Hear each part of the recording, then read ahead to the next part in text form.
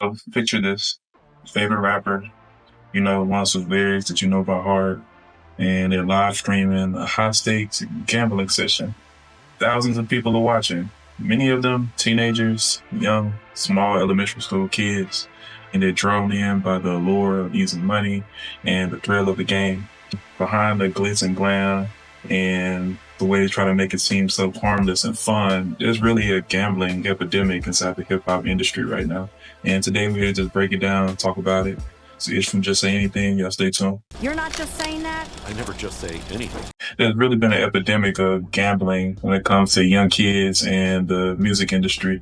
It's in podcasts as well too. You really don't even see a lot of artists that promotes their music anymore. They're either promoting some type of gambling, some type of FanDuel, whatever. It's tons of them that comes on. Can't even get through a podcast at this point without someone mentioning some type of gambling thing. And usually those fans that they have are kids. You can even take Drake, for instance. I mean, I've seen many streams. I don't sit there and watch them, but I see clips of him. Everyone knows he's a global superstar, but he isn't making headlines just for his music anymore. He's a prominent figure in the gambling scene. So he often do live streaming his bits. Audience has, thousands of people tuning in, millions of clips that comes up on it. And it seems like it's harmless, but it's a catch. It's a significant portion of the viewers are underage. We're back in. We need something crazy. We need to see like at least a 20, 30 bag on his balance. Get! Yes! Oh my God! Yes! Yes! Let's go! We're blessed. We're tipping. We're tipping this. We're tipping. You know why that happened? Because baby walked in. That's why. And it's a repeat. What did I say? We're getting a balance to a 30 bag. Oh, I've never seen that.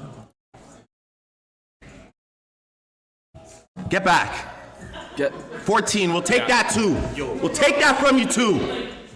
Eddie, what did I tell you? It's my night tonight. Eddie, what did I tell you? It's my night tonight.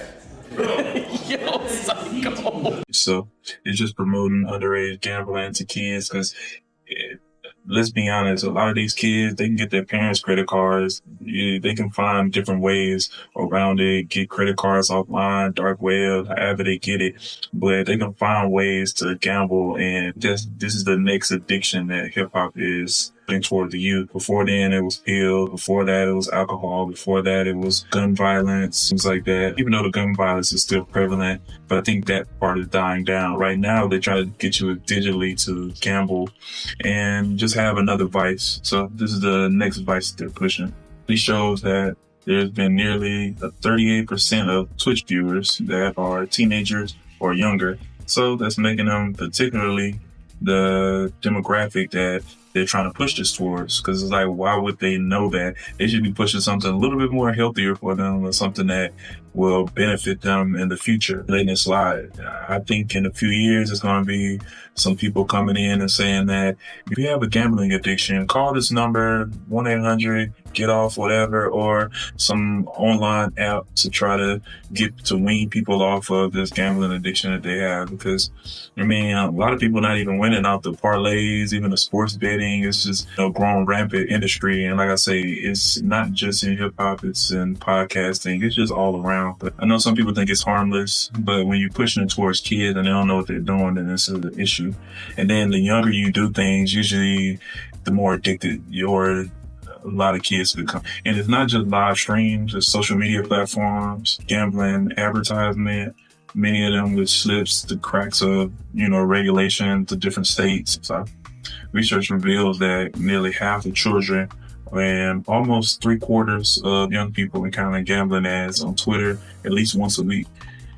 We all know Twitter is a trash app at this point, or X, or whatever you want to call it. It's literal trash at this point. So them, it makes sense that they'll even be doing stuff like that, with 1/4 of children seeing it daily.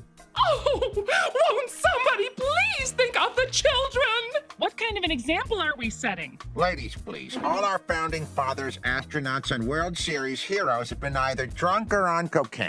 This constant exposure, normalized gambling, embedded into the fabrics of the youth. So, I mean, like I said before, they just don't think that this is just a part of what's going on. Man, when I was a kid, I know people probably gamble, you know, like a small thing, like maybe bingo or a lottery ticket here and there, things like that. I'm tired of this, man. I'm sick of worrying about whip cars. I'm sick of worrying about the government. I can't eat. I'm broke, nigga. I'm broke. But not just like full-fledged, I'm mad because this sports player didn't meet my parlay, or I'm mad because this thing didn't, you know, it's like, this is real life stuff now. People really bet big money on these things, and a lot of people are not saying how much money that they're losing in these parlays and these sports betting and just, you know, betting in general. The integration of gambling into pop culture, especially through influential figures and music and streaming, poses a big threat, and it's a public health concern at this point. At least that's what I think. I mean, early exposure can lead to problematic gambling behavior later on in life. Maybe we're gonna have some kids out here just strung out after a while, just, you know, don't know life outside of gambling. Imagine you're an 8-year-old and that's all you did was gamble. You know, it's like, it's not a good way to start off life. The many numbers that back this up, there's a study in New Zealand found that children aged 11 to 13 were exposed to nearly 7 episodes of gambling marketing per day in their community. So, furthermore, as sports betting becomes more prevalent, there's been a corresponding rise in gambling disorders.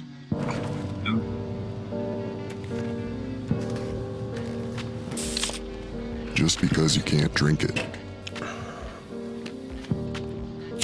smoke it,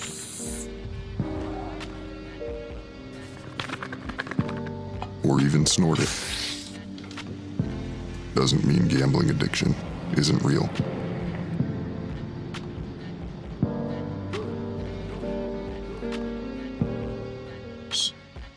There's a correlation there. They push it, it's going to be way more, they make it seem way more harmless now because your favorite podcaster, your favorite artist, your favorite streamer, your favorite personalities, you know, always are going to say, click the link below, it's FanDuel, or click the link below, it's Prize King, or DraftKings, or whatever it is. And like I say, I ain't against it, but it's becoming way more prevalent to who they're pushing this towards.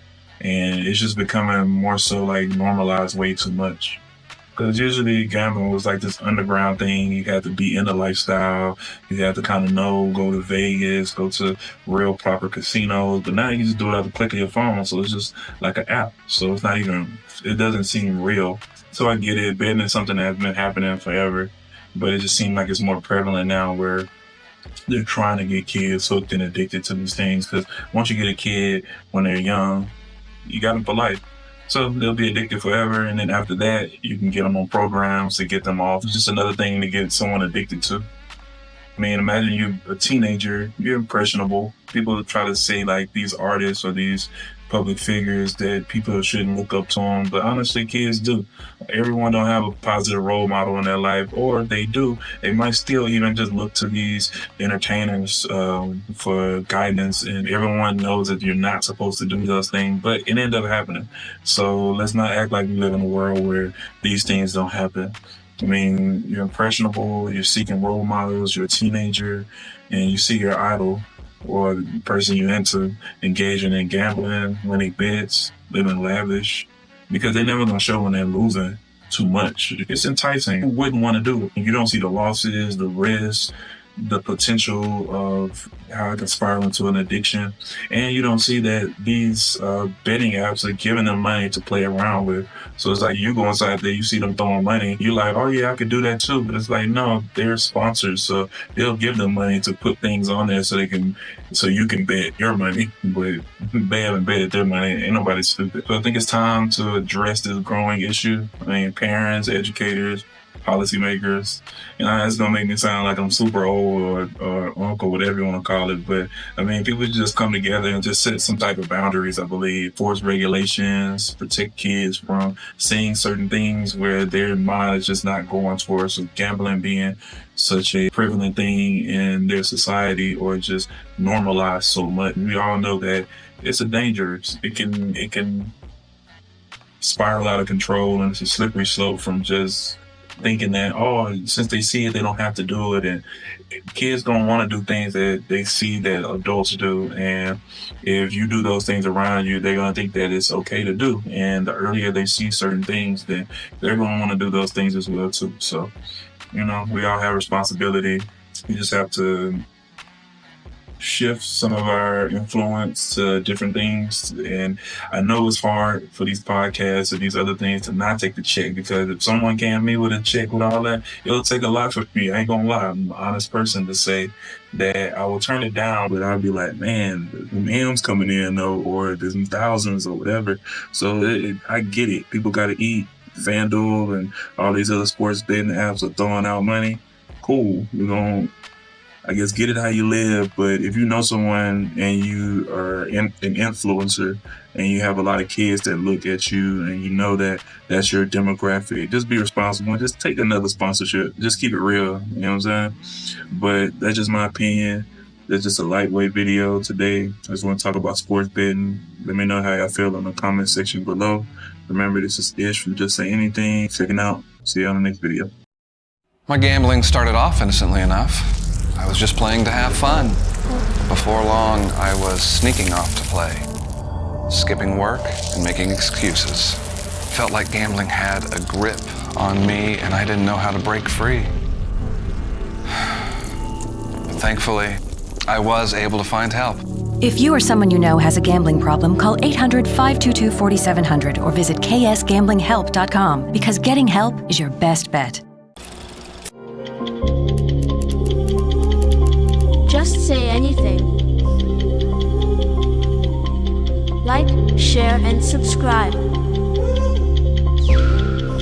You're not just saying that? I never just say anything.